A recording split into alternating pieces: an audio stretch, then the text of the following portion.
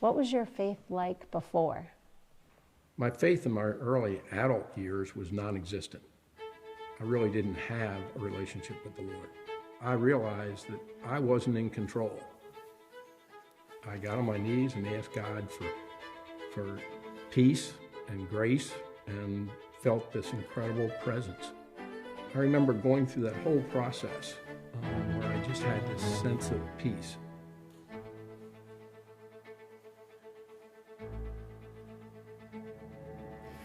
Well, this is the final week of our series that we're calling Rebuilt Faith. We've been looking at 5 proven steps that we can take to strengthen or, if need be, rebuild our faith. And each of these steps, in its own unique ways, will help us grow closer to Christ and become more like Him. As we continue to trust God and take more and more of these steps, we grow stronger spiritually. Now, so far in the series, we've covered 4 of the 5 steps. We started with serving others. We said that Jesus came to this earth to serve and not be served. As we grow and develop more of a servant's heart, we also become more like Christ. The second step we talked about was tithing and giving. Jesus said that wherever you spend your money, that's where your heart is going to end up. And so as we grow in our financial generosity and our financial giving, we actually grow closer to Christ because that's where His heart is. He came to give. He gave everything. Next, we talk about the step of engaging in a Christian community. We said that we all need friends in faith to keep us on the straight and narrow and to encourage us to follow Jesus more closely every single day. We need to belong to a particular parish community. Last week was about practicing prayer and receiving the sacraments.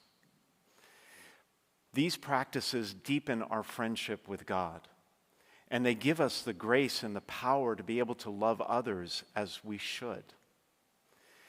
So today we're going to wrap up the series by looking at the 5th and perhaps the most difficult step of all, sharing your faith.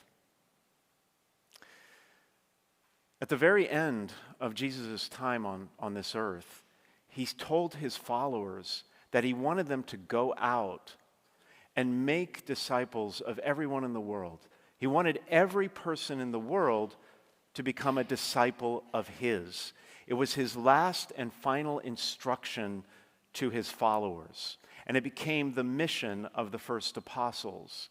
And it's our mission still today, to make disciples by sharing our faith.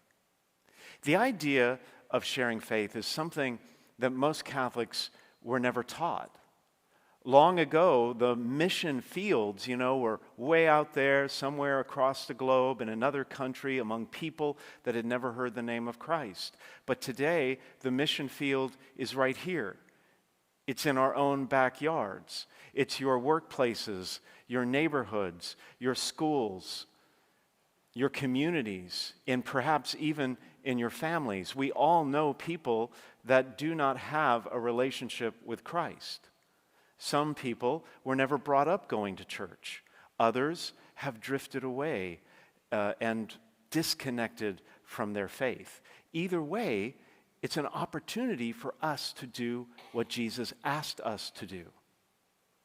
For some people, this step is easy. It comes naturally to them, like my friend Jim. Jim has a winning personality. Wherever he goes, he makes new friends because of his loving and caring demeanor.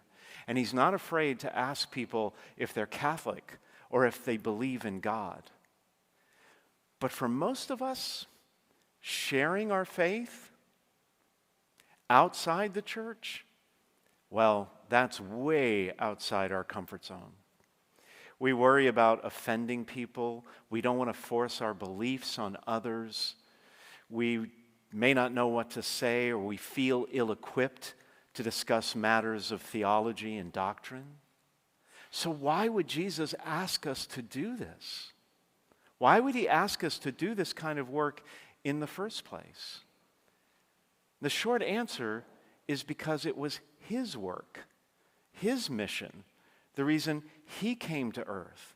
And as we'll see, his mission is our mission. Let me try to unpack that a little bit. The last time Jesus came into the city of Jerusalem, shortly before his crucifixion, he was welcomed like royalty. The people in that town had heard of all the many wonderful things he had done, healing and helping people over the course of the 3 years of his public ministry, including they had heard the most recent miracle where he brought a dead man named Lazarus back to life again in a town called Bethany, just a few miles away from Jerusalem. So they'd all heard about this. Everyone was thrilled that Jesus came to town. They started cutting down palm branches and waving them as he came into town on a donkey. We celebrate that next week with Palm Sunday. That waving of palm branches was a symbol of victory, like a king coming into the town. And that's how the people felt about him, that he was a king. They were happy that he had come to town. Everyone except the Pharisees and the other leaders of the religious establishment. They were not happy about this fact at all. In fact, they were angry and frustrated. They were so jealous of Jesus that at one point they said to each other, "We are gaining nothing. The whole world has gone after him." And they were right. They were right. The whole town of Jerusalem had expanded because of this great religious festival called Passover. People from all over the known world came into Jerusalem to celebrate this Passover and to see what's going on and to be with the other worshipers. This happened every time there was a major religious festival in Jerusalem. The population would expand way beyond its normal limits. So there were people from all over different parts of the world there. And at one point in the story, a group of foreigners from the Greek-speaking part of the world came to one of Jesus' disciples and asked him if they could see Jesus. Obviously, they had heard about him even in their own land. But when Jesus heard about this request, he had a rather strange reaction. He said, "The hour has come for the Son of Man to be glorified." I'm sure the disciples were scratching their heads over that one, right? Like, Jesus, what does that have to do with this request to see you? I mean, you would have thought that Jesus would have said something like, "Oh, boys, get a pot of tea going, get out the cookies or something. Let's welcome them." I don't know. But he says, "Now the hour has come for the Son of Man to be glorified." What did he mean by that? Well, earlier in the gospel, Jesus had referred to himself as the Good Shepherd and said that the Good Shepherd knows his sheep, all of his sheep. Now, it was pretty clear to everyone who knew Jesus that he had come to shepherd, to be the shepherd for the flock of Israel, God's chosen people, the Jewish people. But he also said earlier in the gospel, he said this, he said, "There are other sheep that do not belong to this fold," meaning Israel, meaning Jewish people. "These too I must lead, and they will hear my voice, and there will be one shepherd, one flock."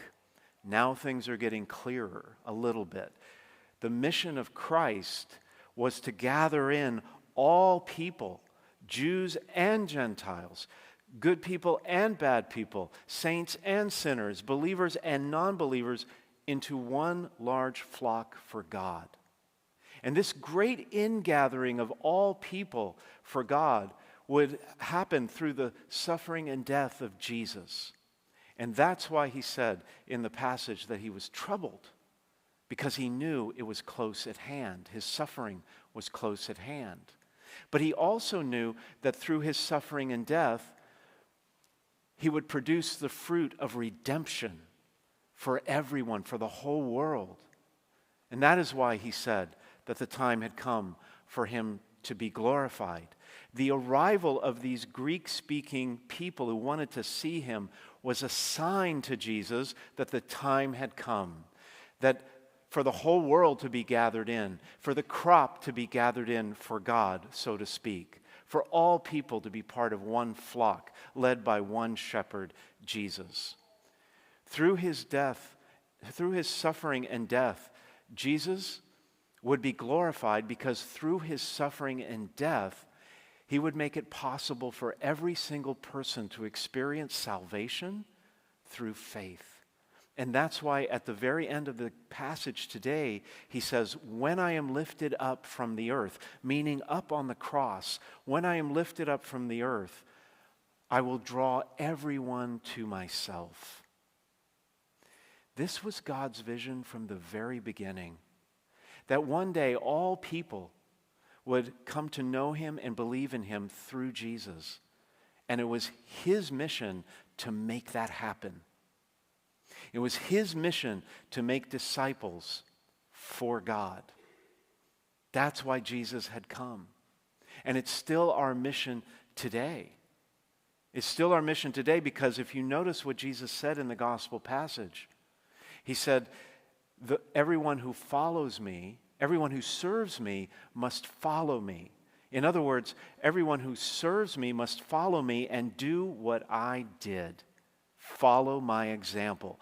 Do what I did. And what did Jesus do? He brought in all people to God by making them disciples. So his mission is now our mission to bring all people to Christ, to make disciples for him. At St. Hilary, we put that mission this way. We have a particular way of putting it. We say that our mission is to make Jesus matter to everyone. But however you phrase it, it's still the same mission. For me, for you, for all of us, to make new disciples of Jesus for God.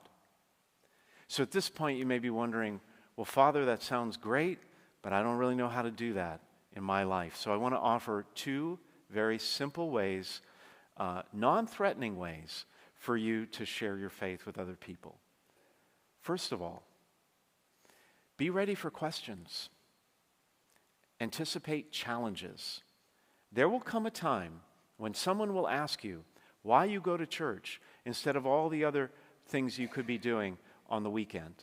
Why you believe in God when no one else seems to these days.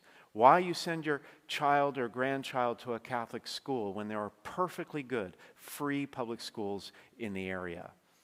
It could be any kind of challenge like that. It could happen at a dinner party or walking with a friend. It could be a sincere inquiry, or it could come in the form of a challenge.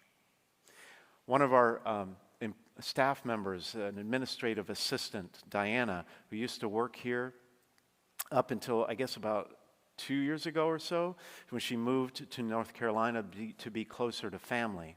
She is now living in the Bible Belt, but she continues to try to share her faith. And even there, she is meeting challenges and resistance. Every time she says something about her faith, people ask her, why would you do that? Why would you volunteer at church? Why would you do that? This is more common than you may realize. If it hasn't happened to you yet, it probably will. So be ready with a response. The Bible says that we should always be prepared. We should be prepared with an answer to why, to everyone who asks us what the reason is for our hope. We should be prepared with an answer. Most salespeople, people who work in sales, they have what's called an elevator speech. You may have heard of this. It's a brief, clear, persuasive message that you could deliver to someone in the 30 to 60 seconds, the time it takes for an elevator to go from the bottom to the top floor of a building. Most sales professionals have this elevator speech always ready to go about their product, and they're willing to give it in a moment's notice, any chance they get, because they believe in the product. What if we had an elevator speech about our faith? Just a quick 30-second blurb about why we believe what we believe. If you had an elevator speech about that for yourself, you would have the ability to speak with confidence when someone asks you about your faith. So think about why you believe what you believe. Reflect on your own faith experience and what drew you to church initially and why you stay. Write it down if you want to, or just practice it in your brain. Talk to your family members or your friends, or if they won't listen to you, talk to your small group members or somebody here in church. Another way that you can share your faith painlessly and easily is through a process that we call identify, invest, and invite. Identify, invest, and invite. First, identify people in your life, your coworkers, your classmates, your neighbors, your family members, your friends, acquaintances, people that you know do not have a relationship with Jesus or his church. Think of people who could most benefit from deeper faith. You know, people who are going through struggles.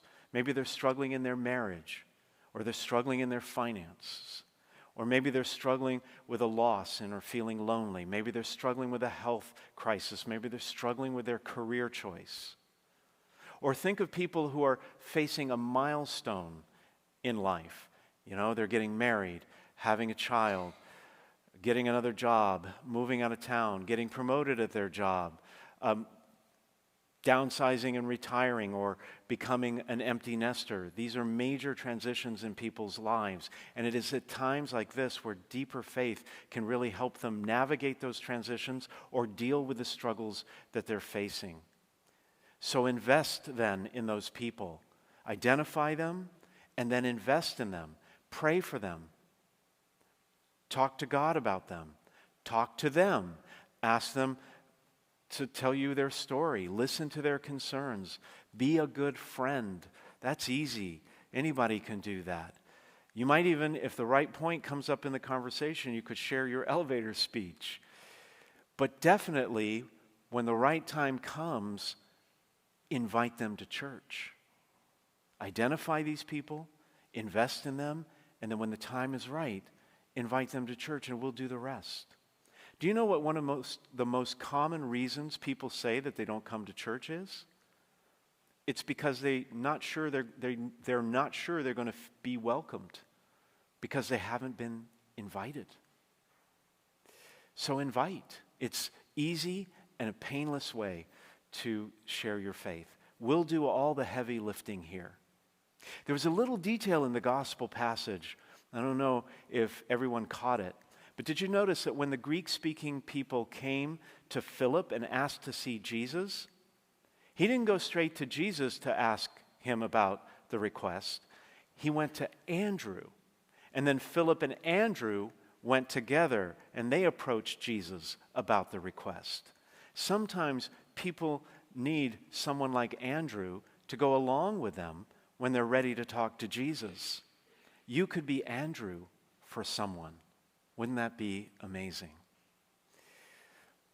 In all likelihood, sharing your faith is going to involve sacrifice. You probably will not be praised for it. You probably will not receive a raise at work or a promotion at work. You will definitely not grow in popularity, fame, or esteem in this world. But it is what Jesus did. And as hard as it may be, there is a reward associated with it. In the gospel, Jesus says, whoever loves his life will lose it. But whoever hates his life in this world will preserve it for eternal life. Those are strong words, but what he means is that when we put our own comfort zone, staying in our own comfort zone ahead of his mission, we're the ones who lose in the end. Our lives become less meaningful. Our faith becomes more stagnant. But when we prioritize God's values ahead of those of the world and even our own, well, then we reap the rewards. God is pleased with us. We grow in our faith. We become less self-centered. We become more like Christ. We enjoy a renewed energy and excitement in life. And one day we will enjoy eternal life. It's tempting to want to keep our faith on the down low. It's tempting in this world today. But we benefit as much as others when we share our faith. We grow in faith, and they begin to learn about the way, the truth, and the life, who is Jesus Christ himself. And as we've been saying through this whole series over and over again, at the end of the day, it is all about Jesus.